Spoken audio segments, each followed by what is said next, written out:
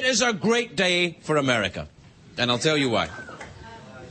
We are emerging from the Hurricane Rita with the American spirit intact. I found a story today about a man who was arrested off the coast of Galveston, Texas, surfing as the hurricane approached.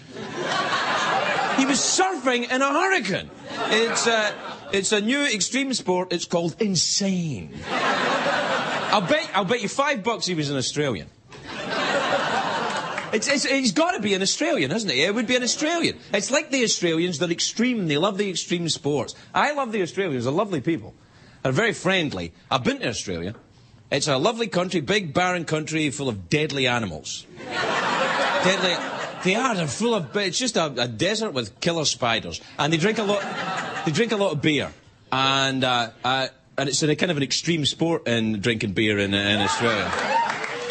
This is true. This is a true story. I drank a lot of beer once in my life. Well, actually, yeah, it was from about 1978 to 1992, but it was a lot of beer. And 18th of February 1992, I went to a bar in Melbourne once. This is a true story. It was Sunday morning. So I was off to a bar, as you do on a Sunday morning, to get my breakfast. And it was so hot, they were selling these tiny, wee glasses of beer.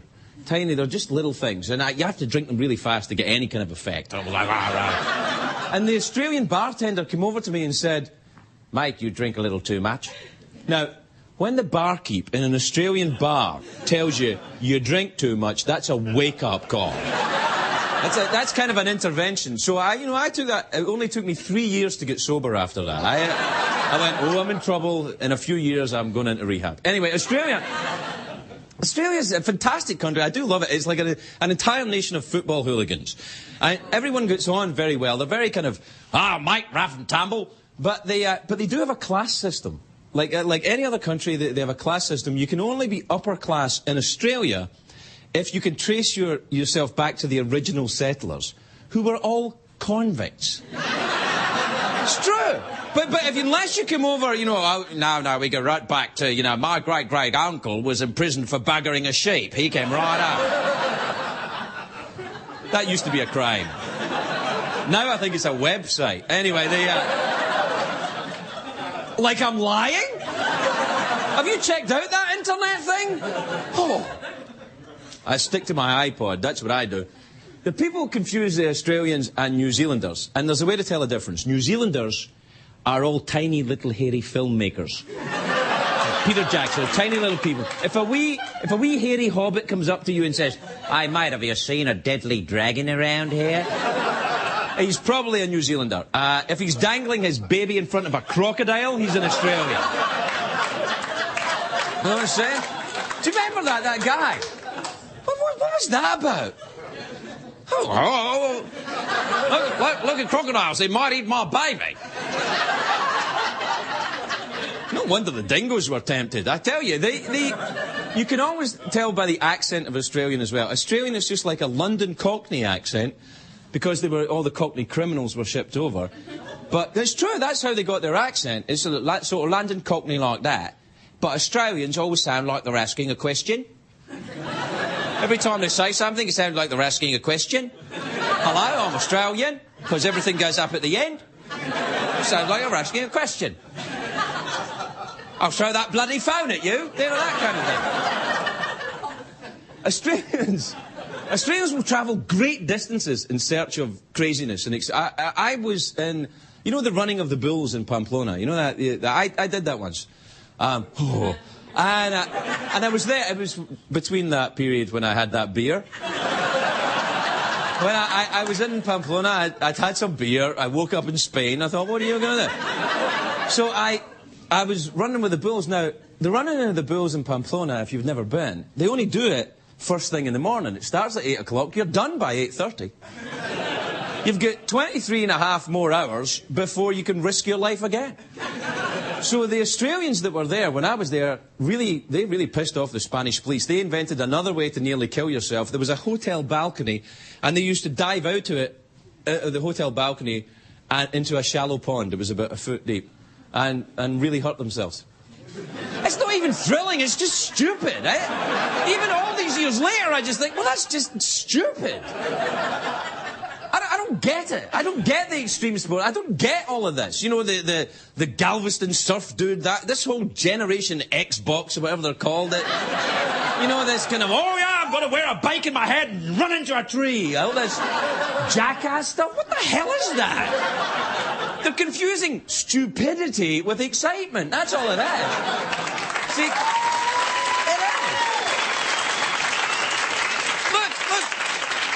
Look, I'm going to stab myself in the eye with a fork.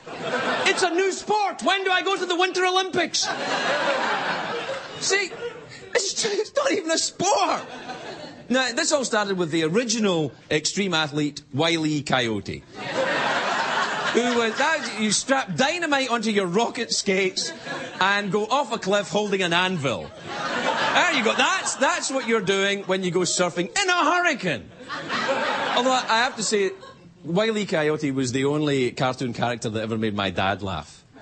My dad was he's a Scottish man, he doesn't laugh a lot, but you used to always watch Roadrunner and go, oh, that coyote's going to get it now.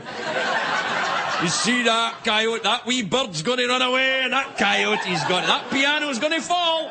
It's going to fall. Now, maybe the extreme sport thing, maybe they think it's manly to risk death. And maybe it is. If you're going into a burning building to save someone, that's manly. But if you're jumping out of a helicopter with a bungee cord tied to your leg into a volcano, that's just stupid. It's stupid. Now, I have heard that it's kind of like mountain climbing is an extreme sport. And I've heard mountain climbers claim that it's not about the sport, it's about a spiritual quest. Right? In Into Thin Air or Into the Wild, one of those two books, John Krakauer, the author, talks about climbing as being a search for grace. You know, a look for a religious experience. And I'm pretty sure he's talking about outdoor mountain climbing. Because I've nearly summited the rock wall at Chuck E. Cheese, and all the way to the top almost, and I didn't feel no heavenly voices, nothing. It doesn't sound hard, but after you've eaten 6 slices of pepperoni pizza and wrestled 5 kids in the coloured balls thingy, it's exhausting. Now, we've had extreme athletes on this show. We had Tony Hawk, the skater, Laird Hamilton, big wave surfer, cliff diver, Ben Stein. They've all been here. And, oh yes, Ben Stein, the cliff diver. He's been here. Now, all these guys say they love the thrill of the sports, and they're adrenaline junkies, but they all look very happy just to sit down in the comfortable chair. And some people think that appearing in front of a live audience is an extreme pursuit. All these surveys are always saying that people fear public speaking more than dental work. It doesn't bother me at all, but it's 12:30. There's nobody here. Assure me. Now, maybe humans miss the primordial excitement because it's a long time since we were considered prey. No, we're not hunted anymore. Unless you're in a Bond movie. And you're James Bond and the villain says, "Tonight, Mr. Bond, I will hunt the greatest game of all. Man." I just wanted to say that. It makes no sense, but I wanted to say it. I want to say this. If you're doing extreme sports because you think life is boring, because it's not dangerous enough, you're not watching enough news. You know what I'm saying? Let's start the show, everybody.